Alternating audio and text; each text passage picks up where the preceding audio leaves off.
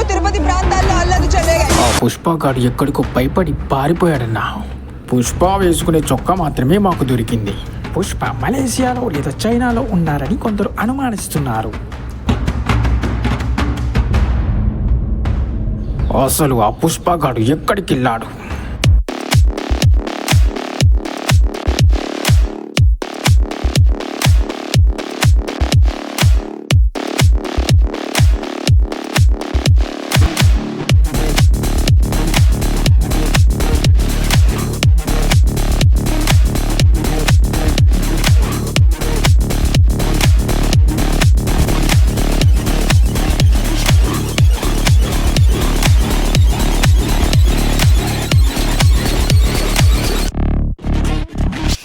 అల్లు అర్జున్ పుష్ప 2తో 1871 కోట్లు కలెక్ట్ చేసి ఇండస్ట్రీ కొట్టిన విషయం మనకు అందరికీ తెలిసిందే భయ్యా.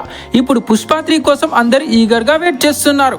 అయితే పుష్ప 3 రావాలంటే ఇంకో 3 years వరకు వెయిట్ చేయాల్సిందే. ఎందుకంటే అల్లు అర్జున్ త్రివిక్రమ్ తో అండ్ అట్లీతో సినిమాలు చేయడానికి కమిట్ అయ్యాడు.